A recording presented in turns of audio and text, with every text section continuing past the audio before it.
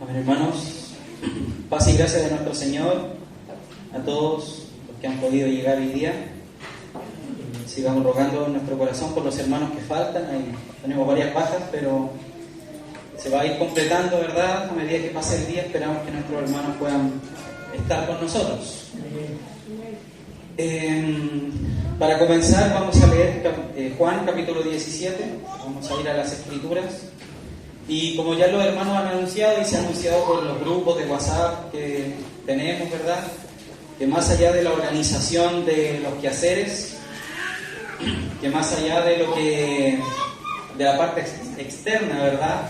De la obra, del día, lo que sea de comer, lo que sea de beber, la importancia de este día de reunión, de este campamento, retiro, ¿verdad? Es el suministro de la palabra del Señor. Y como decía el hermano Horacio, la palabra que se ha acordado, que tuvimos comunión en el Señor por su espíritu de compartir, es una palabra que siempre está latente, que todo creyente debe constantemente analizar en su vida, debido a que es un mandamiento del Señor, por un lado, pero también es una necesidad nuestra. Y vamos a leer ahí en Juan capítulo 17, desde el verso 6, a pesar de que el verso clave está en el verso 21, para los que quieran tomar apuntes, y leemos en el nombre del Señor Jesús. Dice así. Contexto, el Señor, una oración sacerdotal de nuestro Señor Jesucristo, antes de ser arrestado y de ser llevado a la cruz. Entonces dice así: he manifestado tu nombre a los hombres, que del mundo me diste, tuyos eran y me los diste, y han guardado tu palabra. Ahora han conocido que todas las cosas que me has dado proceden de ti, porque las palabras que me diste les he dado, y ellos las recibieron y han conocido verdaderamente que salí de ti, y han creído que tú me enviaste. Yo ruego por ellos, no ruego por el mundo, sino por los que me diste, porque tuyos son. Y todo lo mío es tuyo, y lo tuyo mío. Y he sido glorificado en ellos. Y ya no estoy en el mundo, mas estos están en el mundo, y yo voy a ti, Padre Santo. A los que me has dado, guárdalos en tu nombre, para que sean uno. Así como nosotros, cuando estaba con ellos en el mundo, yo los guardaba en tu nombre. A los que me diste, yo los guardé. Y ninguno de ellos se perdió, sino el hijo de perdición, para que la escritura se cumpliese. Pero ahora voy a ti, y hablo esto en el mundo, para que tengan mi gozo cumplido en sí mismo. Yo les he dado tu palabra, y el mundo los aborreció, porque no son del mundo, como tampoco yo soy del mundo. No ruego que los quites del mundo, sino que los guardes del mal. No son del mundo, como tampoco yo soy del mundo. Santifícalos en tu verdad. Tu palabra es verdad. Como tú me enviaste al mundo, así yo los he enviado al mundo. Y por ellos yo me santifico a mí mismo, para que también ellos sean santificados en la verdad. Mas no ruego solamente por estos, sino también por los que han de creer en mí, por la palabra de ellos, para que todos sean uno, como tú, oh Padre, en mí y yo en ti, que también ellos sean uno en nosotros, para que el mundo crea que tú me enviaste. La gloria que me diste yo les he dado, para que sean uno, así como nosotros somos uno. Yo en ellos y tú en mí, para que sean perfectos en unidad, para que el mundo conozca que tú me enviaste y que los has amado a ellos como también a mí me has amado. Vamos a llegar hasta ahí en esta ocasión y vamos a ver algunos aspectos de esta oración sacerdotal y la intención de esta misma. Entonces tenemos un contexto que es el contexto inmediato que hablan las Escrituras del momento en el cual ocurre esta oración. Esta oración no ocurre al principio del ministerio del Señor, esta oración no ocurre cuando los discípulos son llamados por el Señor, sino que ocurre en una ya finalización de la obra, en un ya cierre de lo que el Señor ha venido a hacer, ¿verdad? Él incluso en la oración dice, yo ya no estoy en el mundo. O sea, Él ya ha asumido que la cruz que Él va a enfrentar ya es algo que Él va a resolver. Y dice que los que Él ha recibido del Padre están en el mundo, y esta oración es para guardar el corazón, guardar el propósito por el cual estos hombres han sido dados al Señor. Y quiero que el énfasis de esta predicación, más que hablemos de comunión, que es el texto y el contexto de este retiro, sea la procedencia de dónde estaban estos hombres y a quién fueron dados y qué es lo que hizo el Señor con ellos. Porque toda comunión, toda organización o unidad, ya sea una unidad con respecto al gobierno de un país, al gobierno de una capital, de una polis, de una ciudad, tiene un objetivo, tiene un propósito. Y el propósito de la unidad en este punto es el modelo trinitario de Dios y su relación entre el Padre y el Hijo. A veces nosotros pensamos, hermanos, que venir a la iglesia, estar con los hermanos, se puede volver una rutina, se puede volver algo solamente que implica aspectos externos. El hecho de llegar a una hora, se cita una reunión tal día, tal hora, hermanos traigan sus alimentos y hay todo un mover externo.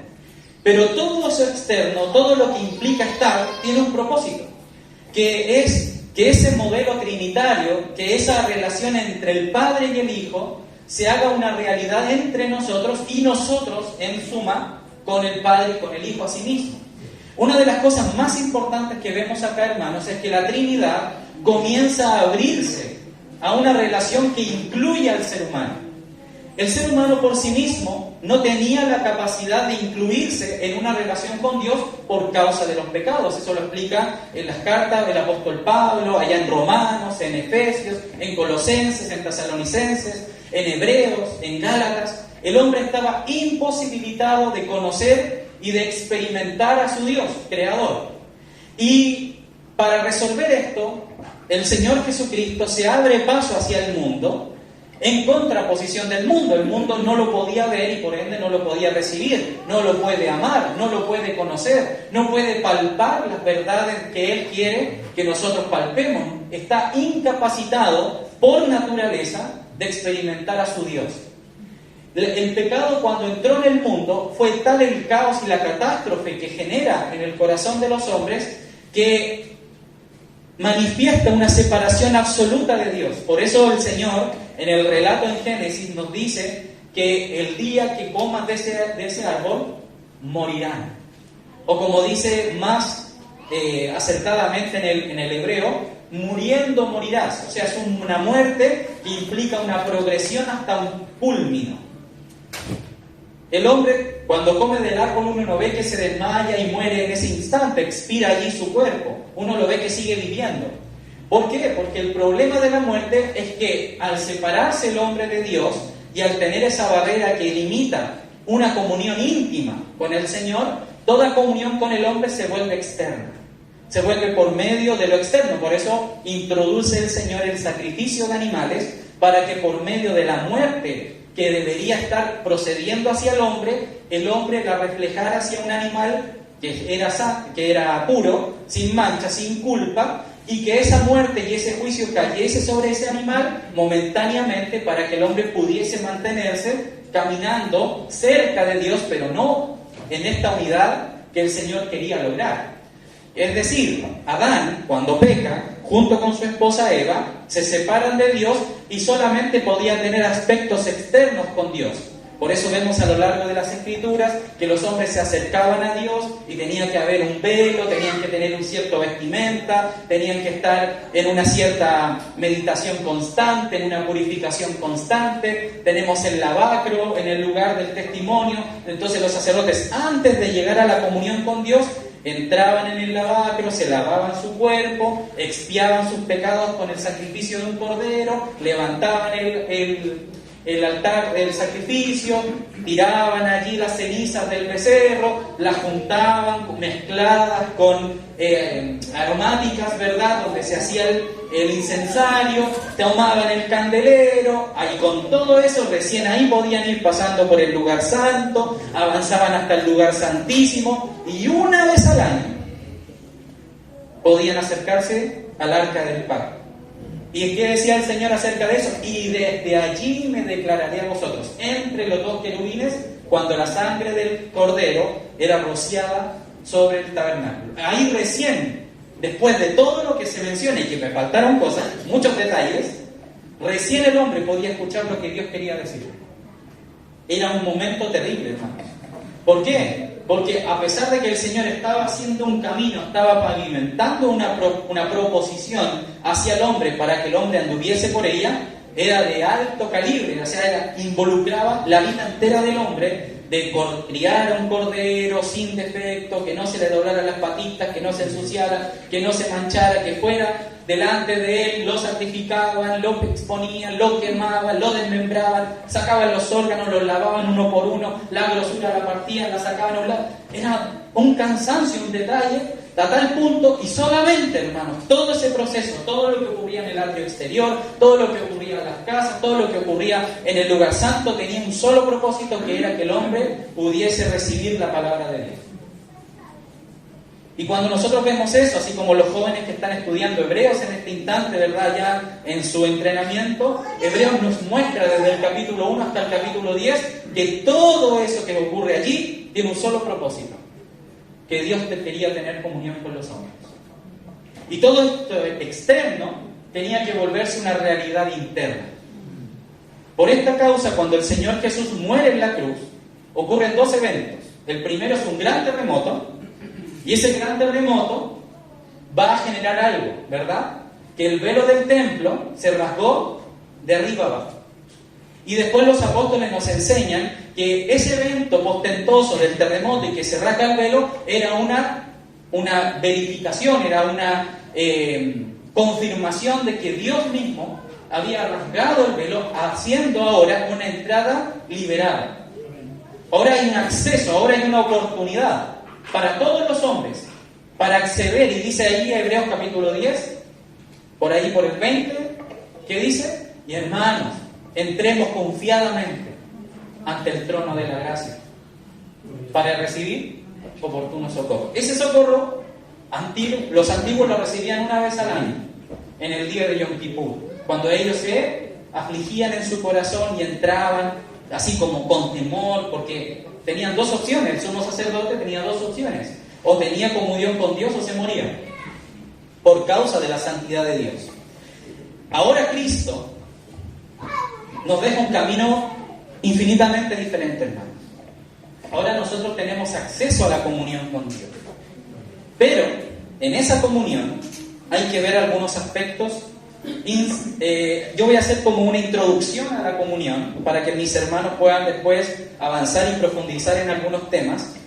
Entonces, esta necesidad de comunión que nace de Dios, porque Él es el que quiere tener comunión con los hombres, que estaban muertos e imposibilitados por naturaleza, ahora el Señor los ha revivido, ¿verdad? Los ha vivificado en espíritu, para que ahora los hombres puedan tener acceso a su Padre. Y no solamente acceso como quien va de visita a una casa, sino que queden y moren con Él, y Él venga a ser morada en sus corazones, y ellos sean morada en Cristo. O sea, la unidad es tal que es mayor a la unidad que nosotros podemos tener en cualquier tipo de organización humana. Lo que la iglesia es llamada a experimentar, amados hermanos, es una realidad espiritual que se va a llevar hacia lo externo. Antiguamente era desde lo externo hacia adentro, mas ahora nosotros vivimos desde el interior, por el Espíritu, hacia lo externo. Y es por eso que a veces nos cuesta un poco entender por qué la iglesia es incluso superior, o la comunión con los hermanos es superior incluso a la comunión que yo pueda tener con mi propia familia, los que son mis parientes. Porque mis parientes hay algunos que son creyentes, otros que no son creyentes, otros que son opositores, otros que me persiguen. Y yo puedo hacer una reunión familiar donde traigo a mi tío, a mi tía, a mis abuelos y decirles, familia, yo quiero exponer tal punto, hagamos esto juntos. Entonces va a salir el abuelo y va a decir, no, a mí no me gusta esto, va a salir la abuela, a mí no me gusta esto, el tío, a mí no me... Y todos los pareceres van a llevar en una discusión constante para poder tomar una determinación, porque esa unidad familiar está limitada por los pensamientos del hombre. Llega hasta un punto donde la mente de cada persona participante de ese movimiento, ya sea político, ya sea en beneficencia de los pobres, en beneficencia tipo Teletón, así de las personas con problemas, de los niños con hambre, de los niños en África, todas esas organizaciones con un producto o un objetivo al final están limitadas por la mente de cada participante de ella misma. Más nosotros, como iglesia, nuestra unidad no depende de nuestra mente, sino que depende del Espíritu que mora en nosotros. Eso es lo que a nosotros nos condiciona a una unidad. Y lo vamos a ver inicialmente en Génesis, capítulo 2, verso 23. ¿Por qué vamos a Génesis para ver la unidad? Porque el Señor dice, quiero que ellos sean uno. Y el primer vínculo de unidad que encontramos en las Escrituras es el matrimonio, confeccionado y diseñado por Dios para los hombres. Y dice así, verso 23. Dijo entonces Adán, esto es ahora, hablando de Eva, hueso de mis huesos y carne de mi carne. Esta será llamada varona. Pero fíjense de dónde procede esa unidad que Adán estaba reconociendo. Dice, porque del varón fue tomada. ¿Por qué Adán y Eva podían ser uno? Porque ellos podían llegar a complementarse a tal punto de esa unidad externa que ellos iban a manifestar, de ser un matrimonio delante de Dios, porque inicialmente ellos eran un solo ser. El Señor saca a Eva de Adán, los pone en el huerto y ahora Adán reconoce que esa mujer que está fuera de él es una con él porque fue tomada de él. Esto quiere decir, hermanos, una realidad espiritual que nosotros como creyentes debemos reconocer, no solamente en los que somos creyentes, sino también en nuestros hermanos. Digo, somos creyentes en el sentido los que nos conocemos, los que nos caemos bien a lo mejor. Reconocer a Cristo, reconocer la procedencia de esta mujer. Cuando leímos en Juan 17, volvamos allá, el Señor dijo algo muy importante que está ahí entre los versículos enlazados. Dice así, el verso 6, he manifestado tu nombre a los hombres que del mundo me diste, tuyos eran y me los diste, y han guardado tu palabra. Ahora han conocido que todas las cosas que me has dado proceden de ti, porque las palabras que me diste les he dado, y ellos las recibieron, y han conocido verdaderamente que salí de ti.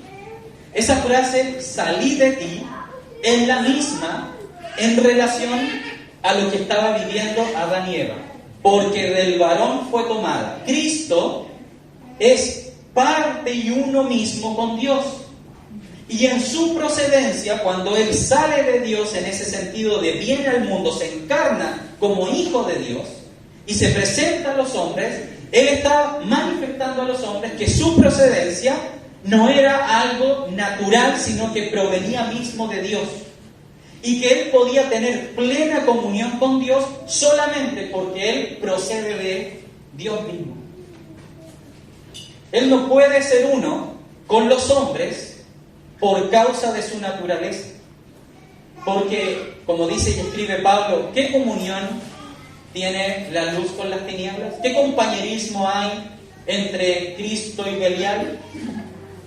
Y nosotros que éramos hijos de Satanás, no podíamos recibir y ser uno con Cristo por causa de nuestra naturaleza. Es incompatible.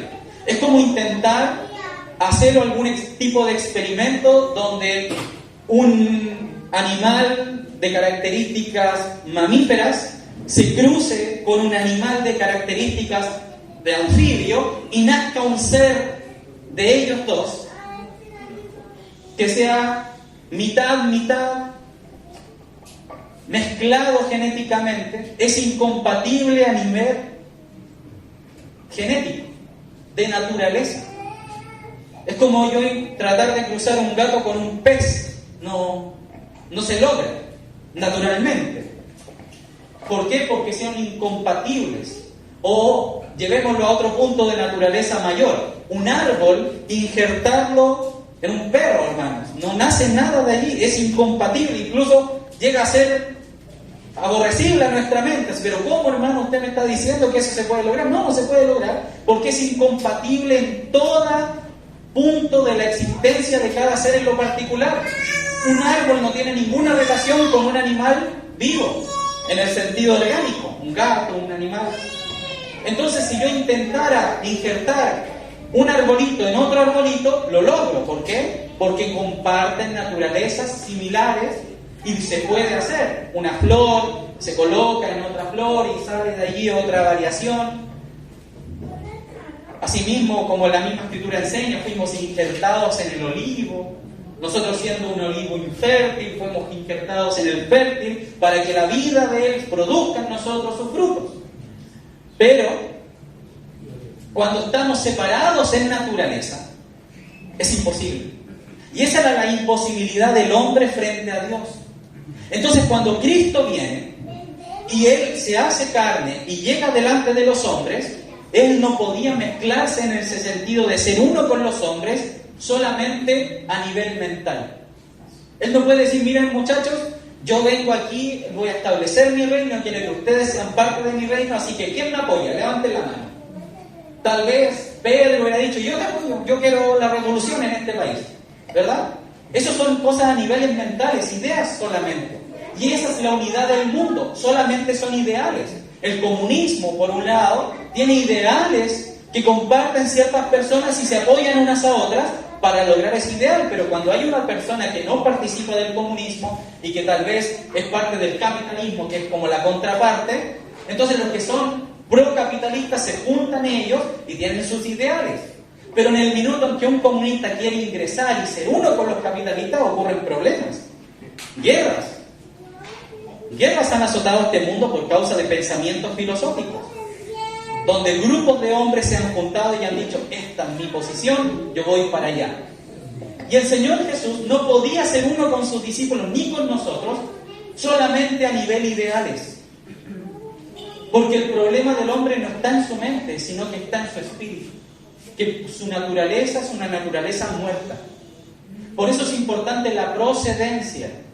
¿Por qué? Porque vamos ahora a Juan capítulo 1, donde el mismo apóstol nos va a explicar cómo nosotros podemos recibir al Señor, o cómo podemos ser uno con Él. Y el Evangelio de Juan comienza con esta práctica. Y fíjense lo que va a decir acá.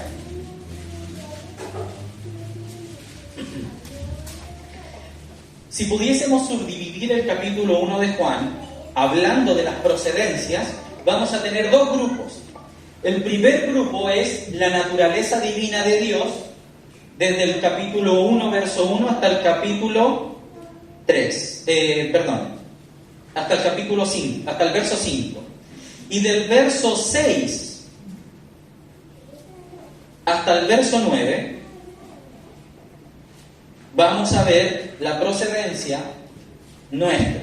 Leámoslo. En el principio era el Verbo. ¿A quién está identificando Juan? Al Hijo, ¿verdad? Y el Verbo, y fíjense en estos tres atributos. En el principio era el Verbo, mostrando la eternidad del Verbo, ¿ya? Y el Verbo era con Dios, mostrando su naturaleza divina. Y el Verbo era Dios, mostrando no solamente que Él es eterno y que Él estaba cerca de Dios, sino que en la esencia misma Él es Dios, igual a su Padre. Ahí está mostrando procedencia. Todas las cosas por Él fueron hechas. Poder, omnipotencia, ¿verdad? Y sin Él, nada de lo que ha sido hecho fue hecho. En Él estaba la vida. Está igualando al Verbo a Dios. Está mostrando las características, las credenciales de que Jesucristo, el Verbo hecho carne, no es un hombre cualquiera. En Él estaba la vida, y la vida era la luz de los hombres. La luz en las tinieblas resplandece, y las tinieblas no prevalecieron contra ella. Hubo un hombre enviado de Dios, el cual se llamaba Juan. Este vino por testimonio, para que diese testimonio de la luz, a fin de que todos creyesen por él. Y fíjense en esta acotación, que me encanta. No era él la luz. O sea que este hombre que fue enviado delante de la luz, él no tenía participación de la esencia de lo que era este otro que venía tras él. Y esto es importante, hermanos. Estos detallitos acá son sumamente importantes porque está destacando al Señor por sobre los profetas. Que aún hay personas que puedan participar de ciertas obras y decir, uy, este hombre que tiene una gracia, hermano, este obrero, este anciano, este diácono, este hermano, cuando habla, mi corazón se regocija porque miren lo que dice. Pero él no es la luz. Y Juan es el mayor profeta de todos. Y miren lo que va a decir con respecto. No era en la luz, sino para que diese testimonio de la luz. Y fíjense en esto. Verso 9. Aquella luz verdadera que alumbra a todo hombre venía a este mundo. En el mundo estaba y el mundo por él fue hecho, pero el mundo no le conoció. Y esa palabra conocer es la misma que se ocupa en el Antiguo Testamento para hablar acerca de una relación íntima entre un hombre y una mujer. Cuando, por ejemplo, dice, Isaac conoció a Rebeca y engendró a Jacob y a Saúl. Adán conoció a Eva y tuvo hijos e hijas. Abraham conoció a Sara y engendró a Isaac. Esa palabra conocer que está allí no está en ese sentido de reconocer, sí, Jesús vino, pero si el mundo en ese tiempo sabía que había venido un Jesús. Pero el problema es que no fue uno con esa luz, no le conoció, no hubo comunión, no logró el propósito por el cual fue enviada a nivel general de mundo, de humanos, de humanidad. Algunos le recibieron, ¿verdad? Después va a ser la acotación. En el detalle, sí, tranquilos. El Señor vino al mundo y logró su propósito, pero en ese instante no fue a nivel global, no fue reconocido como hombre recibiendo a su Creador, sino que fue solamente un pequeño puñado que el Señor sembró en esta tierra. Y lo va a decir.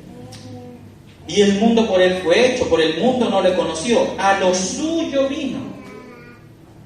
A su propósito, a su objetivo el Señor vino.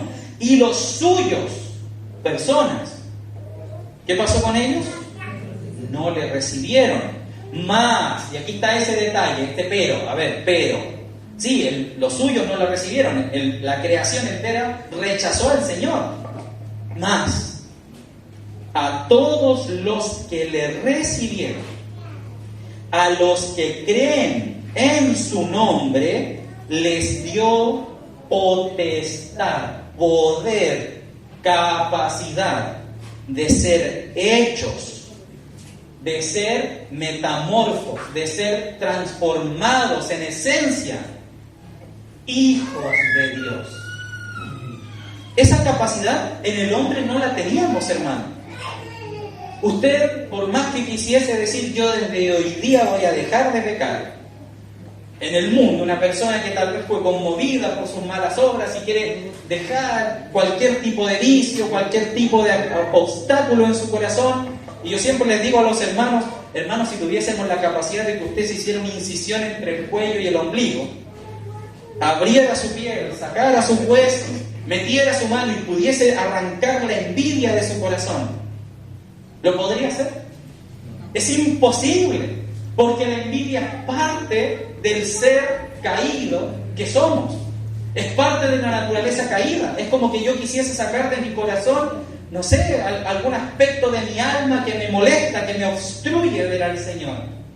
No tenemos esa capacidad. Solamente lo logramos a nivel cuerpo, cuando sacamos algún tumor, Médicos sacan ahí alguna cosa que haya en nuestro ser que está siendo un problema para nuestro organismo. Llega hasta ahí la mano del hombre. Pero aún hacia el alma, el hombre tiene muchos obstáculos para incluso nuestros traumas, poder subsanarlos, poder entrar al corazón del hombre y sacar la arrogancia de su corazón, la soberbia, el orgullo. El hombre está imposibilitado de tocar esos aspectos que hacen que esté separado de Dios. Y el único capacitado para lograr eso es el Espíritu de Dios que mora en nosotros. Que por medio de su obra en nosotros entonces Él puede arrancar aquellas cosas que imposibilitan nuestra comunión con Él y tornarnos hijos de Dios por naturaleza. Para que ahora sí, los que le recibieron y los que creyeron en su nombre, que son dos requisitos importantes, tengan la capacidad de ser hechos hijos de Dios. Y esto es lo precioso, hermano, que la obra de la cruz, así como el tabernáculo en la antigüedad, comparten un objetivo: que el hombre tenga comunión con Dios por la sangre del Cordero. Y por eso ahora, por naturaleza, nosotros estamos capacitados, para acercarnos a Dios y decirle: Señor, heme aquí. Y Él escuche esa oración y pueda enviar su respuesta. Hermano, ¿sabe por qué usted puede orar al Señor? Porque usted es ahora hijo de Dios. ¿Por qué podemos rogar al Señor y decir: Señor, trae paz a mi corazón? Y la paz viene por lo que el Señor ganó en la cruz. El Señor ganó una nueva naturaleza para el hombre y una nueva naturaleza para sí mismo. Él solamente era antes un ser divino, pero ahora es un hombre, y por eso las canciones y las alabanzas que los hermanos componen por el Espíritu, ahora Él es un hombre sentado a la diestra de Dios. Pero antes Él no era hombre, era Dios solamente, y Él gana, suma para sí la humanidad, y la reivindica, la glorifica. Entonces ahora nosotros que estábamos muertos, Él nos levanta con Él para estar con Él. Y ya no estar abajo, no estar en esa naturaleza caída, muerta. El hombre ahora va a ser glorificado por la obra de Cristo en la cruz, como un mediador, como un abogado, que Él toma al que estaba preso, pero ahora no solamente lo libera de su presidio, sino que ahora lo coloca como gobernador y rey. Es que, hermanos, la transformación de naturaleza es tan importante para nosotros entender la comunión, porque ciertamente cuando nos vamos a la oración y empezamos a clamar a Dios, pero yo todavía pienso que Dios está mirando mi pecado y mirando mi condición, me aleja de Dios por la vergüenza de nuestra debilidad. Mas cuando yo me veo ahora en Cristo, vencedor sobre la muerte, Él por mí y no yo por Él, entonces yo ahora puedo decir: sí, Señor, tú me oyes. Y tener conciencia, y por eso Hebreos capítulo 11 dice: porque el que se acerca a Dios crea que le hay y que es galardonador de los que le buscan. Si no tenemos esa conciencia, hermanos, de que somos hijos de Dios, nuestra comunión horizontal con los hermanos tampoco es plausible, tampoco es posible, tampoco se va a llevar a cabo. Porque cuando yo me siento con mi hermano a mi lado y yo no veo que él es parte de esta naturaleza y que ambos juntos hemos recibido perdón de Dios, cuando este hermano se equivoque, yo lo voy a ver en la carne y voy a ver su condición anterior. Incluso esa condición que Cristo ya no ve en mi hermano, yo la voy a sacar y la voy a exponer. Y vamos a tener problemas a niveles mentales, a nivel ideas, a nivel de tomar asociación, a tomar dirección.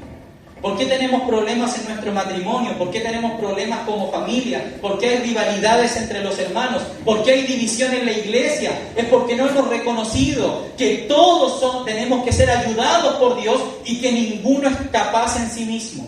Si no es Cristo el que sostiene a la iglesia, si no es Cristo el que sostiene a mi hermano, yo nunca voy a entender por qué mi hermano está débil y por qué mi hermano falta reunión, y voy a empezar a juzgarlo y a decirle: hermano, pero pucha, pero cuándo, y yo no voy a entender de que debo, en vez de ir y tomarlo y llevarlo a la fuerza, yo debo entender de que él necesita del Espíritu de Dios que lo fortalezca para que eso pueda ocurrir. Y en vez de yo empezar a criticar a mi hermano, yo pueda ser como Cristo y levantar a mi hermano por el Espíritu. que es muy diferente el trato entre una iglesia que entiende la voluntad y el propósito de Cristo y se sume a ella, a una iglesia que solamente va a ver las barreras y las divisiones que puedan ocurrir entre ellos. Y eso es lo que pasaba en Corinto. Una de las cosas que a mí más me llama la atención de esa parte del capítulo 3, 2 y 3 de Corinto es cuando los hermanos dicen, Pablo dice, algunos dicen que son de Pablo y otros de Apolos. ¿Se ha fijado esta parte? Y yo digo, si tuviéramos al apóstol Pablo acá, a mí no me gustaría que él me predicara, así que él fuera el anciano de mi localidad. Uno puede decir sí, ¿verdad? Pero ¿por qué había un grupo que eran de Apolos? Porque no eran de Pablo. O sea, desechaban a Pablo y querían estar con Apolos. Eso está diciendo el apóstol. Que había un grupo de hermanos allí que a él no le recibían, que recibían al otro hermano. Y que incluso había otro que recibía a Cefas. Y otro que no recibía a ninguno, recibía al Señor solamente. Y Pablo le dice, he oído que hay entre vosotros divisiones, y en cierta lo creo. Porque lo más probable es que cuando él llegaba a Corinto, lo más probable es que por el calibre de las cartas, habían hermanos que nos visita el hermano Pablo. Hermano, tengo que hacer ese es mi hermano, lo siento, no voy a poder estar, me lo pierdo con gusto. No, ¿verdad? Nosotros tal vez diríamos, pero ¿cómo alguien podría rechazar las virtudes que vemos en nuestro hermano Pablo, ¿verdad? Su palabra, lo que el Señor le ha dado, la gracia que él tiene para compartir. Pero había hermanos en Corinto que no lo querían recibir. Y eso es lo que me parece como, y también nos pasa a nosotros. Porque muchas veces nos gusta como comparte un hermano, pero cuando viene otro que es de carácter diferente, este hermano, es que se alarga, y aquí me aprovecho ahí un poco. Es que el hermano David se alarga. Me gusta más como comparte el hermano tal porque va al grano. No, pero es que este hermano, para decir dos cosas, se da 25 vueltas. Cuando lo vemos en la carne y en vez de ver la gracia del Señor, esas cosas van a obstaculizar nuestra comunión con los hermanos, porque yo voy a empezar a colocar barreras mentales. Y en vez de guardar la unidad del Espíritu, y esa palabra guardar no quiere decir guardarla en un cajón, ¿verdad? Así como cuando dice, hijo mío, guarda tu corazón, y no es que yo diga, ya, mi corazón al cajón y yo sigo. No, ¿verdad? Guardar es de cuidar, de tenerlo en observación, de que sea lo preeminente, de que no se apague. Es como una fogata, y que yo le digo, hermano, guarde la fogata. No quiere decir que la apague y lleve los tablones a un rincón de su casa, sino que la mantenga en el ejercicio para que eso que está allí gestando una realidad, una luz y un calor, no se extinga. Entonces cuando Pablo nos dice, y el Espíritu Santo nos recomienda en la carta de Efesios y Colosenses, y nos dice, guarden la unidad de la fe, no está diciendo, ocúltenla, sino que está diciendo, avívenla, manténganla vigente, que sea el medio por el cual ustedes puedan reconocerse entre ustedes mismos. Que el Espíritu sea el que nos muestre quiénes son mis hermanos, y no mis pareceres. Que hermanos, si yo les dijese que yo fui a una localidad donde los hermanos se embriagaban en la cena del Señor, ¿qué me dirían ustedes? No son iglesias. Y son parte de las 7 iglesias, Corinto.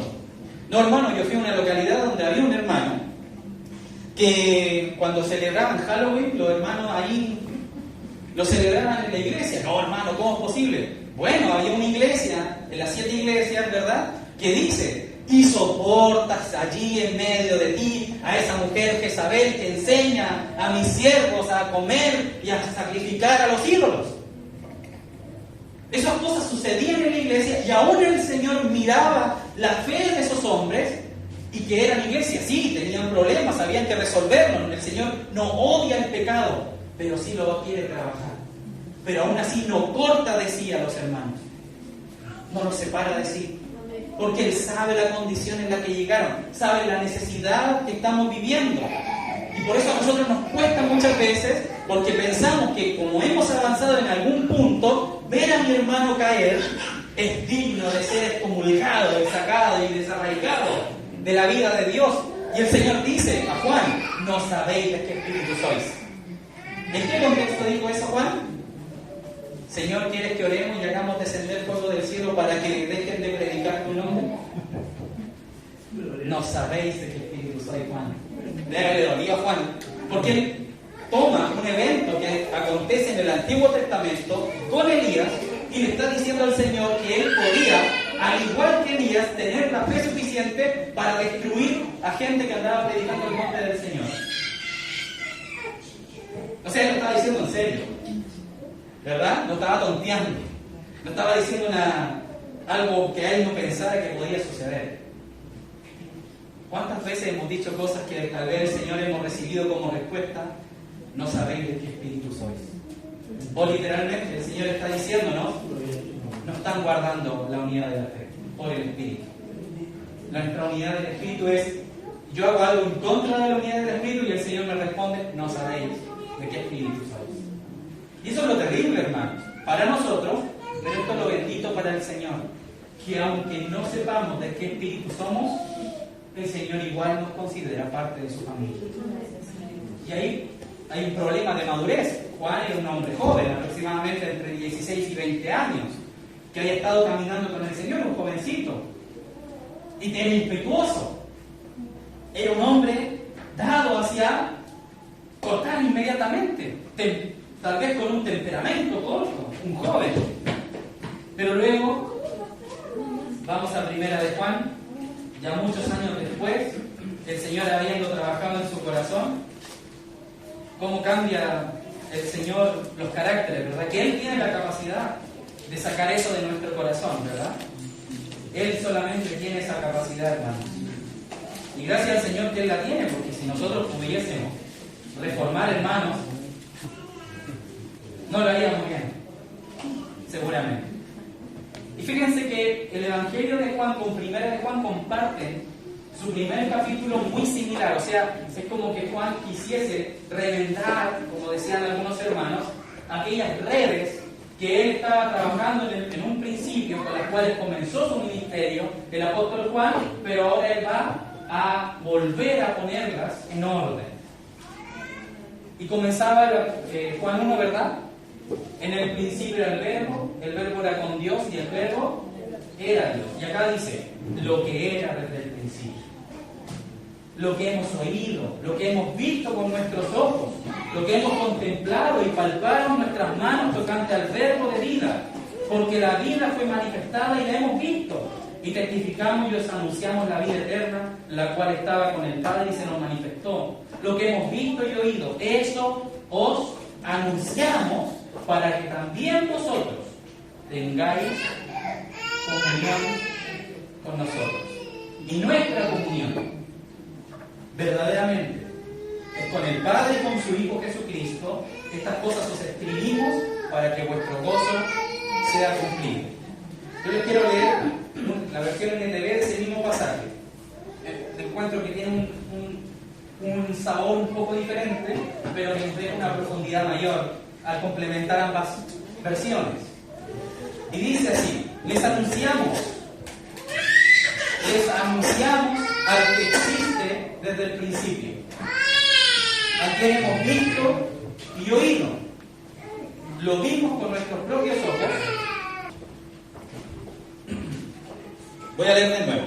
Les anunciamos al que existe desde el principio, a quien hemos oído, a quien hemos visto y oído. Lo vimos con nuestros propios ojos y lo tocamos con nuestras propias manos. Él es la palabra de vida. O sea, lo que está diciendo Juan es una confirmación, es una afirmación imperativa. Nosotros lo vimos, lo tocamos. Él es la palabra de vida. Está indicándolo. Él, quien es la vida misma, nos fue revelado y nosotros lo vimos.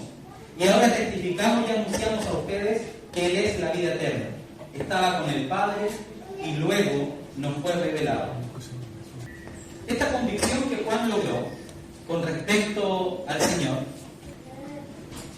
Entonces las convicciones de Juan con respecto a la comunión, y las que va a hablar en el capítulo 2, capítulo 3, capítulo 4 de su primera carta, nos van a mostrar a un Juan que fue impactado por el Señor, que ya él no ve esa impetuosidad en cómo él se refiere a otras personas que hablan o pareciese ser que no están como Él quiere que estén en Cristo, sino que ahora Él va a hablar acerca de puntos esenciales.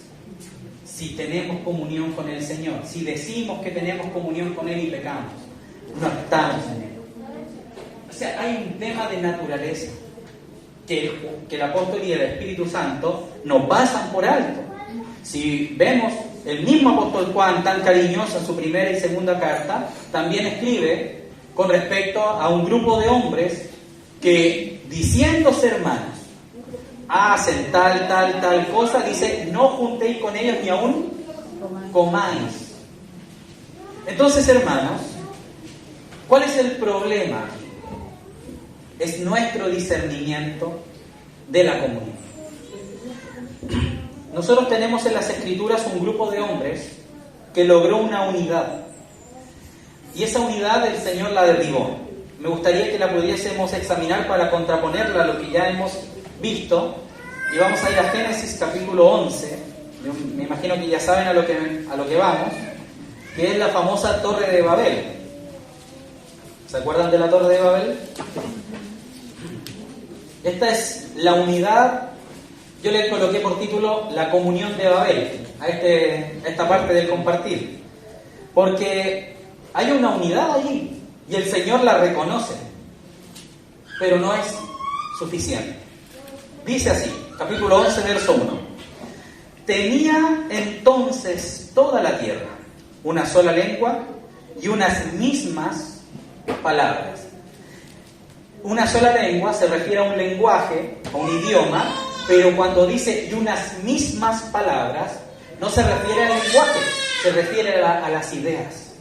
O sea que todo ese mundo contemporáneo del capítulo 11 tenían un propósito en común, todas las personas.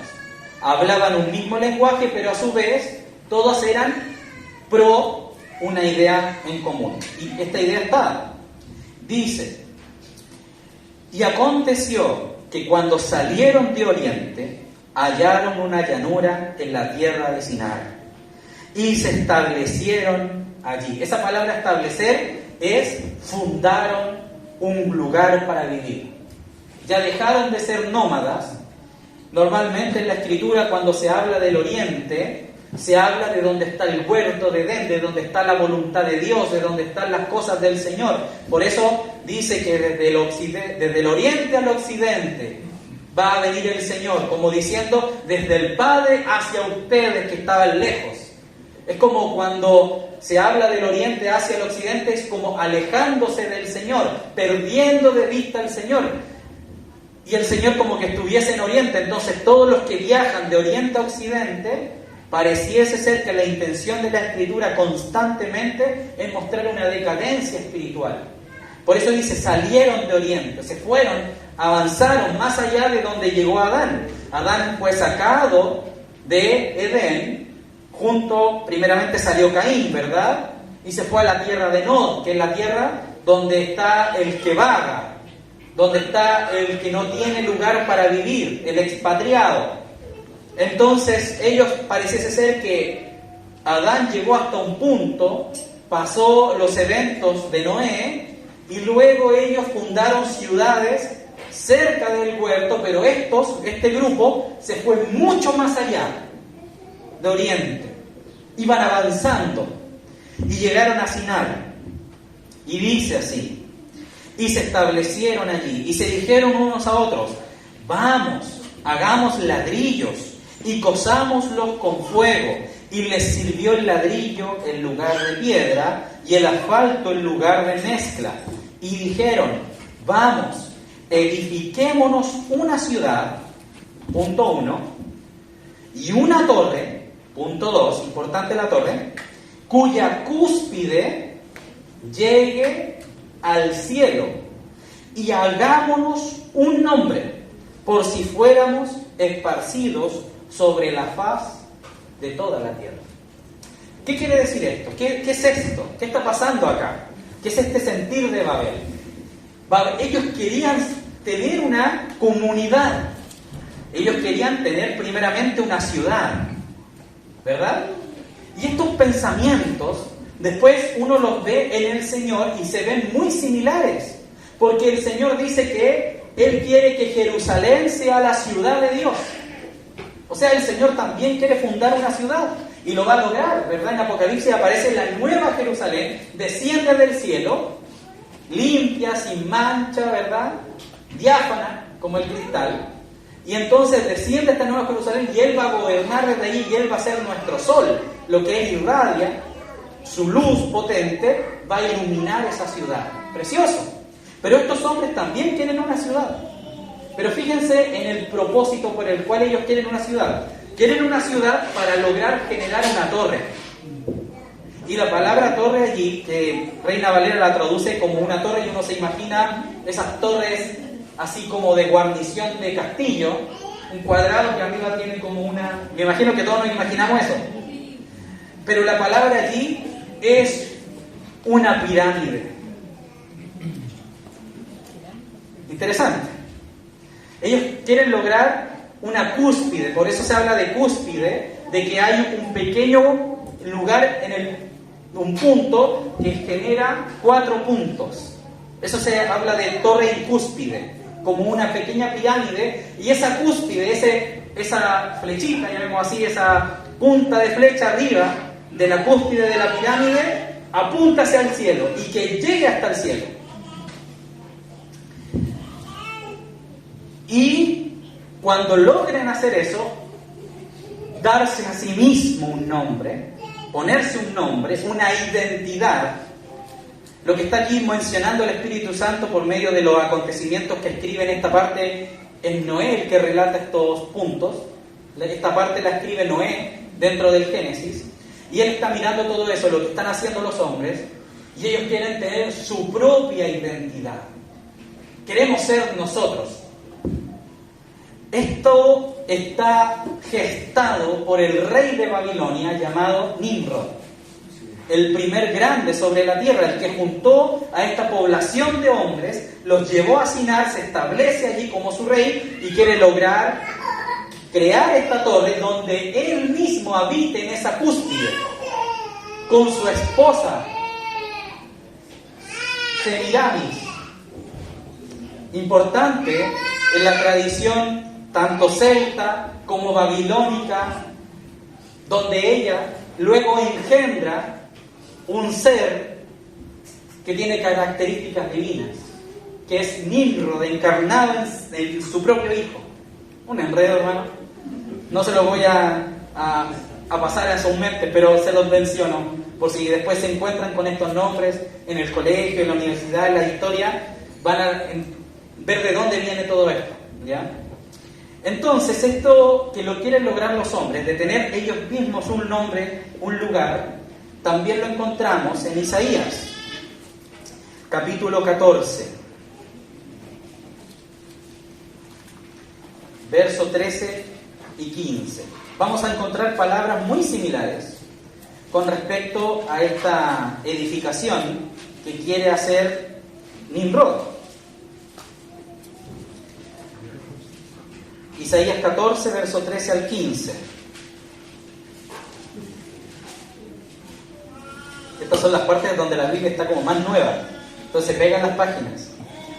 Dice así, 14, verso 13. Tú que decías en tu corazón, y aquí está la exclamación de lo que el Señor está revelando de un hombre. Dice, subiré al cielo, en lo alto junto a las estrellas de Dios, levantaré mi trono, ¿verdad?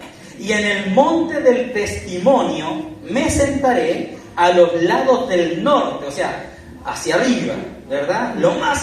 El punto más alto, y pondré mi trono. Y luego dice, sobre las alturas de las nubes subiré y seré semejante ¿a quién? Al Altísimo. Leamos el 15. Mas tú derribado eres hasta el Seol, a los lados del abismo. Bueno, después continúa. Por lo que el contexto que está mostrando acá, el Señor le estaba hablando a un rey, pero detrás de ese rey había un espíritu al cual el Señor le estaba hablando, que estaba influenciando a este rey. Ese espíritu es Satanás mismo, el enemigo, ¿verdad? Después se revela en Ezequiel que ese mismo que decía esas mismas palabras era el lucero, y dice cómo fue forjado y todo lo que conocemos por las Escrituras de quién es Satanás. Entonces, dadas las características de la voluntad de Satanás y dadas las características de lo que ha acontecido en la Torre de Babel, podemos concluir, amados hermanos, que Babel es una representación de la voluntad de Satanás en los hombres. Pero el problema de esto es que esta unidad mundial es la utilizada hoy en día como algo llamado, que ustedes lo han escuchado en los periódicos, en los diarios y en la radio, que se llama las políticas públicas. ¿Han escuchado esa frase? Yo me metí un poco al tema de la ciencia política para poder compartir esta parte. Y hay un hombre llamado Manuel Tamayo Sáez, que es un doctor erudito en ciencias políticas español, que ha establecido muchas constituciones a lo largo del mundo, y dice lo siguiente: las políticas públicas son el conjunto de objetivos, decisiones y acciones que lleva a cabo un gobierno para solucionar los problemas que en un momento determinado los ciudadanos y el propio gobierno consideran prioritarios. Desde este punto de vista, las políticas públicas se pueden entender como un proceso que se inicia cuando un gobierno o un directivo público detecta la existencia de un problema que afecta a los ciudadanos. ¿Por qué el hermano David está diciendo esto de ciencias políticas y mete a Manuel Tamayo? Se lo voy a decir, amados.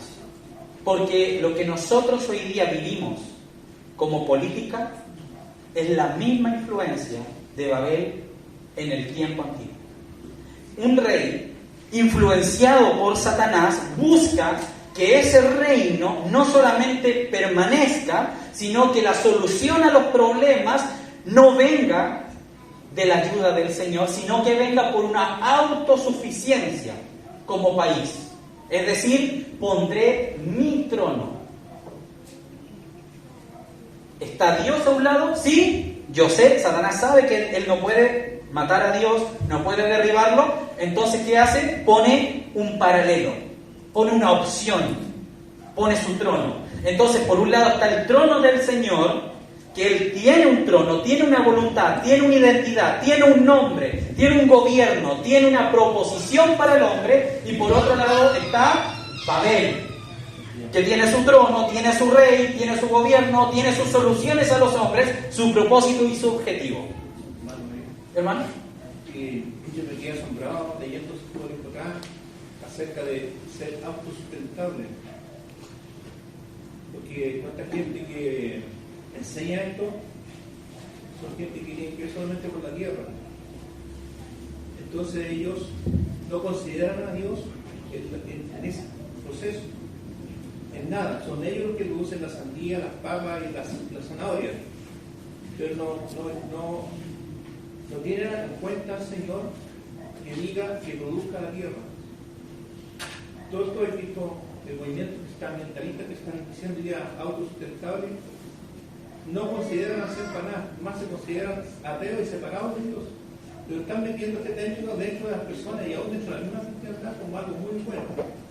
Y nosotros no estoy diciendo que podemos compartirlo y hacerlo, pero desde el punto de vista del Señor. Amén. Considerando al Señor, que el Señor hasta el día de hoy está diciendo, produzca la tierra.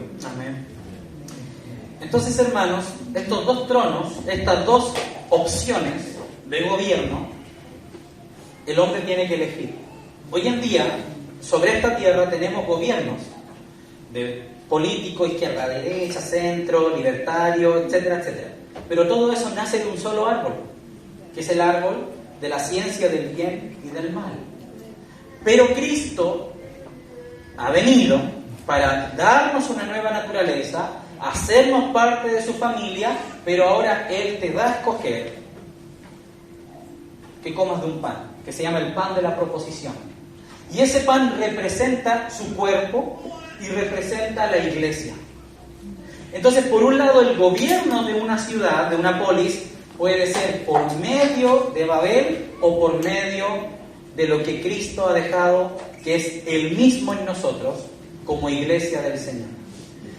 Nuestras comuniones, nuestros afanes, nuestras posibilidades, nuestras formas de relación tenemos que escoger, hermanos? ¿Cuál es el medio por el cual queremos hoy día vernos y relacionarnos? Si es por medio de la comunión de Babel o de la comunión de la unidad en el Espíritu de Dios. En Babel tenemos entonces un problema, porque cuando el Señor juzga, ocurre algo. El Señor hace un pequeño soplido, ¿y qué sucede? Se confunden las lenguas. O sea, la base por el cual estaba sostenida toda la unidad de una ciudad era la manera en la cual ellos se podían entender unos a otros. El medio por el cual uno se entiende con el otro. El idioma.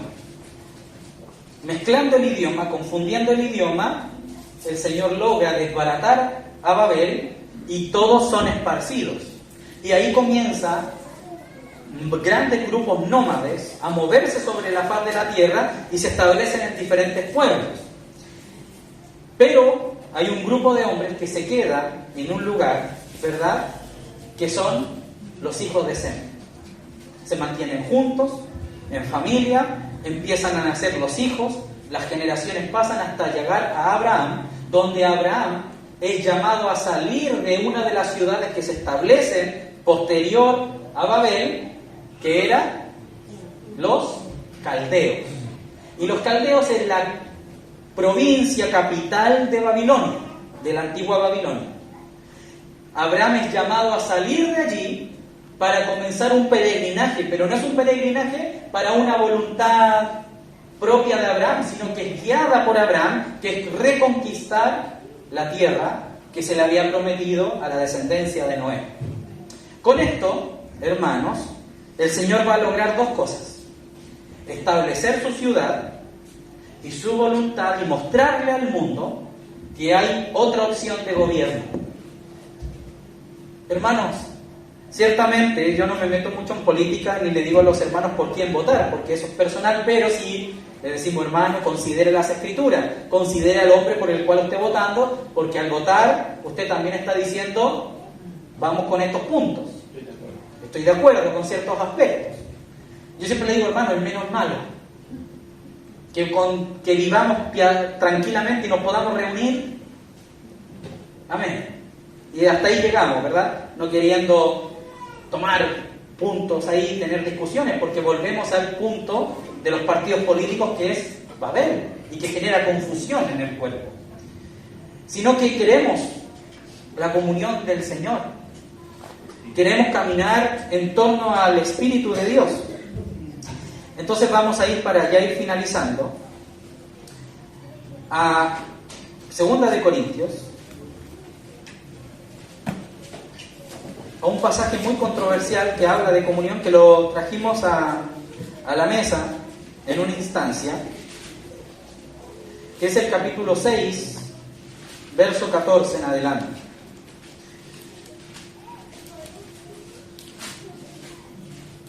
Ya vamos terminando, hermanos. Sopórtenme unos minutos más, por favor.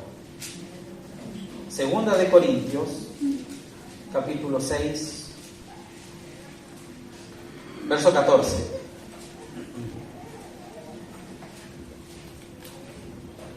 No, comienza el verso, como un mandamiento, ¿verdad? Así comenzaban los mandamientos en el antiguo pacto. Dice: no os unáis en yugo desigual. Y fíjense, hermanos, que aquí hay una progresión. Comienza con algo muy íntimo, ¿verdad? Hermano, ¿por qué la iglesia se mete con quién me tengo que casar? ¿Por qué tengo que tener la aprobación de los hermanos? ¿Por qué yo debo presentar mi noviazgo a la iglesia? ¿Por qué yo debo poner en oración mi voluntad de con quién yo me case, si eso es algo que a mí me tiene que importar a mí, ¿no? Porque en el Señor tenemos un gobierno. Así como cuando queremos unirnos con una persona y tenemos que ir al registro civil a ingresar allí un matrimonio, yo también en Cristo tengo un gobierno. Y tengo un gobierno más poderoso que el de Chile. Porque si yo voy al gobierno de Chile y me uno con una persona y tengo un hijo, y yo que soy papá de ese niño me voy a comprar algo al negocio y no vuelvo, los carabineros me van a ir a buscar. Y si no lo encuentran, van a buscar a los papitos de ese niño, de ese joven que hizo eso. y lo van a obligar por la fuerza a mantener eso que él generó, a ese niño. O si no, le van a sacar la plata de la AFP, como lo que hace el hermano David en su trabajo. Justamente, el señor que hace eso. Pero bueno, paréntesis aparte. Pero en este otro gobierno, el Señor no quiere que yo destruya la vida de una hermana, la vida de un niño, la vida de una generación entera por causa de mi pecado. Él quiere que yo haga las cosas en verdad y en justicia de Dios, en su Espíritu Santo. Entonces Él quiere que cuando yo me una a una mujer, no lo haga solamente por una pasión del momento, sino que lo haga con una convicción de servicio y de amor, así como Cristo amó a la iglesia y se dio mismo así por ella. Entonces yo esa decisión la quiero tomar para mí y yo darme por mi esposa en sacrificio y ofrenda, como el Cristo lo hizo por mí en la cruz, así yo hacerlo con mi esposa. Entonces ese gobierno que involucra amor, sacrificio, entrega y voluntad, yo lo haga ordenadamente delante de Dios, para que yo pueda ser feliz y encontrarme con la paz de Dios en mi matrimonio y no hacerlo por un camino donde el gobierno me obligue a hacerlo.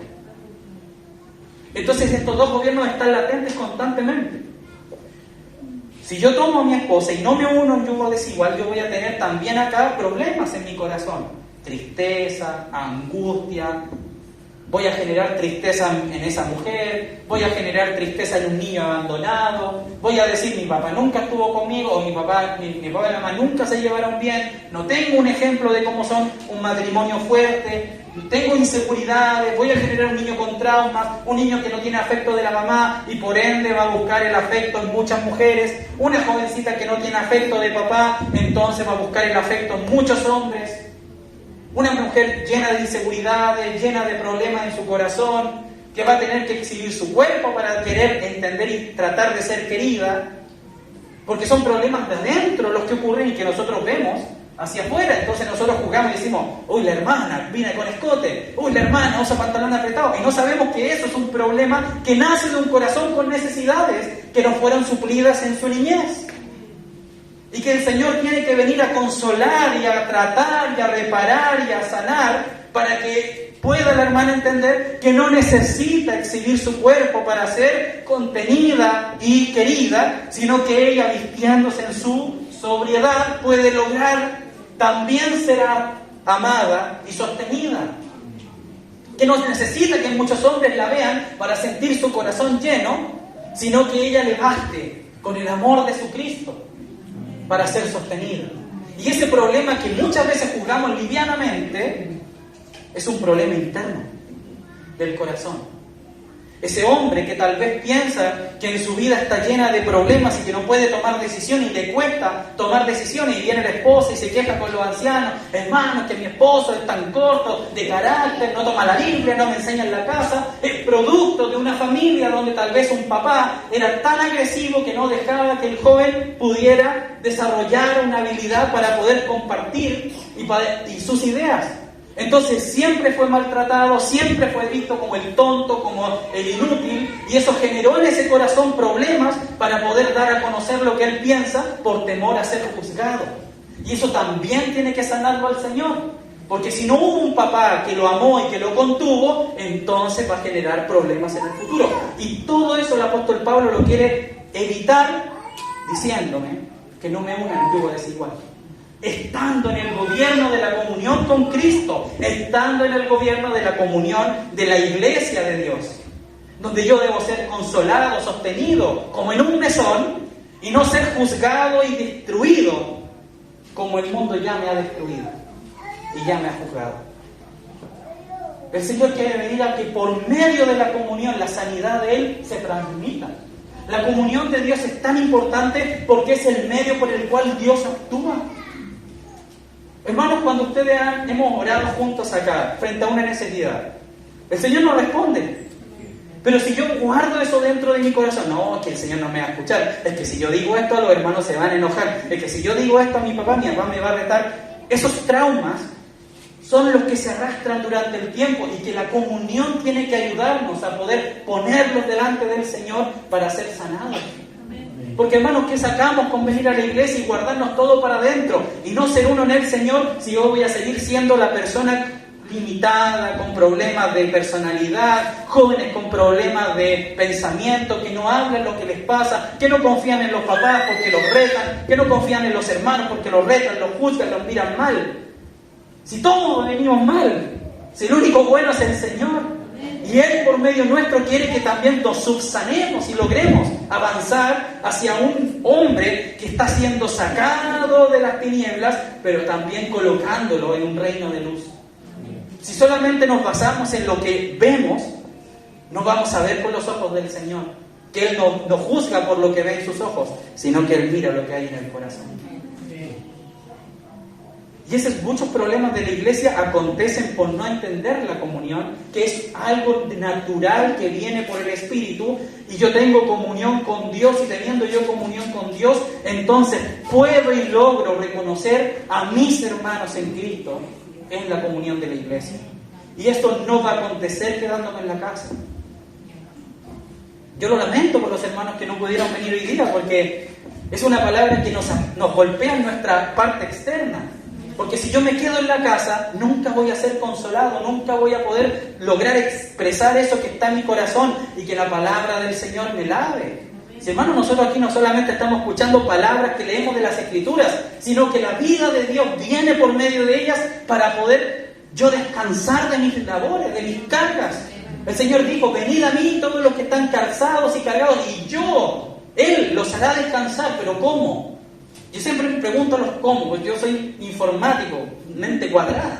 Entonces cuando a mí me dicen, ya quiero que logres pasar esto de acá, yo digo, ya, ¿y cómo lo vamos a hacer? Inmediatamente, planificado, mente cuadrada. ¿Y cómo, hermano, lo vamos a hacer? Hermano, hay que llevar a los jóvenes, ya, ¿cuántos autos, cuántos vehículos, cuántos asientos, cuánta benzina, cuánta plata?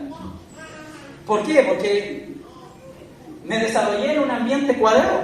Entonces yo normalmente le digo al Señor, Señor, ¿y cómo pasa esto en tu Escritura? ¿Cómo tú nos haces descansar? Bueno, hay pasajes de la Escritura muy preciosos que me dicen: traed delante de mí vuestras cargas. No solamente es que Él nos hace descansar, sino que yo debo venir con mis cargas.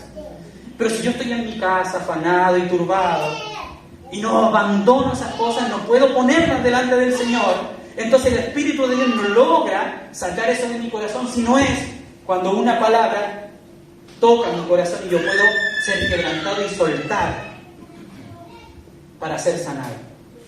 Porque aún en eso necesitamos ayuda. Aún en eso yo necesito ayuda de la iglesia muchas veces para poder llevar ciertas situaciones de mi vida. La oración de los hermanos, la intercesión con la iglesia, el consuelo de los hermanos. ¿Cuántas veces los varones nos cuesta de expresar lo que decimos y lo que sentimos frente a otros varones? ¿Por qué? Porque estamos en el miedo de que, porque hermano, ¿cómo usted me habla? ¿Cómo yo le voy a decir eso? ¿Cómo yo le voy a decir eso al hermano si predica? Hermano, no importa, yo soy igual que usted en mi intimidad. Tengo las mismas luchas, los mismos problemas, las mismas dificultades, los mismos traumas. Porque somos hombres necesitados de Dios todos juntos. Y son mujeres necesitadas de Dios todas juntas. Y que esa necesidad, en vez de que en el mundo yo tenga amigos que cuando me dicen, pucha compadre, que le vaya bien. Y después cuando dicen, ese hombre tan... Porque así es el mundo. En vez de eso, de esa opción, o que yo tenga necesidad de tomarme unos tragos para poder sacar lo que hay en mi corazón, mis penas, mis fracasos, mis luchas, yo lo puedo hacer por medio del Espíritu de Dios, que tiene un propósito en eso. Que cuando los hermanos son quebrantados y lloran en el púlpito, lloran cuando cantan las alabanzas, no es porque estén llorando y uno diga, al hermano le gusta hacer show. No, hermano, no es eso, es porque el Señor está algo haciendo en su corazón. Y todos necesitamos en algún momento ser quebrantados por su Espíritu. Y arrodillarnos, tirarnos al suelo, llorar al Señor, clamar a Cristo. Eso no es ningún show. Eso es lo que ha pasado en el tiempo de que la iglesia se ha profesionalizado. Entonces todo es cuello corbata, todo es organigramas, todo es frío, todo es un vehículo, todo es algo automatizado, computarizado, profesionalizado. La iglesia no es eso, la iglesia es Cristo en nosotros. Una esperanza de gloria, una fuerza que nace desde el corazón por el Espíritu Santo para yo poder ir y servir a mi hermano. No es decirle al hermano, ¿cuándo voy a visitar? Es que nazca la necesidad en mí de ir a suplir la necesidad de mi hermano. De poder consolar al que está caído. de poder entender y decir, Señor, ¿por qué mi hermano faltó? ¿Estará mal? ¿Estará pasando algo mal con él? ¿Necesitará ayuda? ¿Necesitará consuelo? ¿Estará enojado con algún hermano? Ese es el Espíritu de Cristo.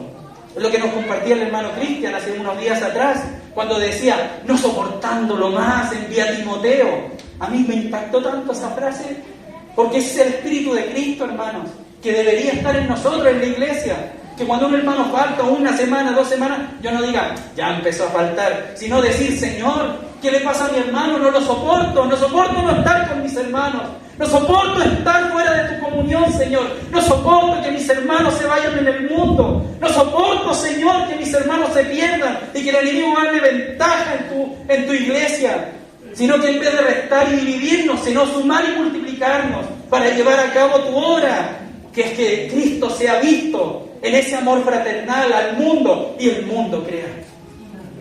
Esa es la voluntad de Dios, hermano. Que el mundo crea, no porque nos dividimos, sino porque nos unimos en su espíritu. Y eso va a traer sanidad. Y entonces la gente que llegue se enamorará de Cristo. No de nosotros, no de los predicadores, no de los ancianos, no de los hermanos, no de que este hermano me gusta porque predica con así, o este me gusta porque acá. No, hermano, sino es buscar a Cristo. Y todos nosotros estamos juntos en esto para ganar a Cristo. Que como iglesia ganemos a Cristo, que nos parezcamos más a Él, que cuando vea a un hermano en una comunión, vea lo del Señor en Él. Y si veo errores, pueda ser como Cristo también, de poder perdonar, de poder santificar, de poder interceder, de poder estar en pos de mis hermanos y no en contra de ellos. No tirando un carro hacia acá y el otro hermano tirando hacia allá en un conflicto eterno. Es que tú me dijiste esto y yo te dije esto y tú hiciste esto. Sí, vamos a sufrir eso. Pero el Señor eso lo cargó en la cruz, lo cargó sobre sus hombros. Lo tomó en cuenta, lo supo, no lo escondió. No dijo, no, yo me voy a llevar solamente a los que son aquí y acá. No, Él los va a llevar a todos a la gloria. Porque eso costó, hermanos. Costó su vida. Amén, hermanos. Tenía otras cosas más que compartir, pero se nos pasó ya el tiempo y yo sé que el Señor igual lo va a hacer, igual el Espíritu Santo lo va a expresar por el hermano que esté adelante, hermanos. Al final somos parlantes del Señor nomás, somos un micrófono más. Si el Espíritu de Dios lo quiere decir, lo dirá por mis hermanos. Así que el Señor les guarde, les bendiga y podamos seguir escuchando, seguir hablando acerca de comunión, que es tan preciosa, la comunión del Señor. Amén.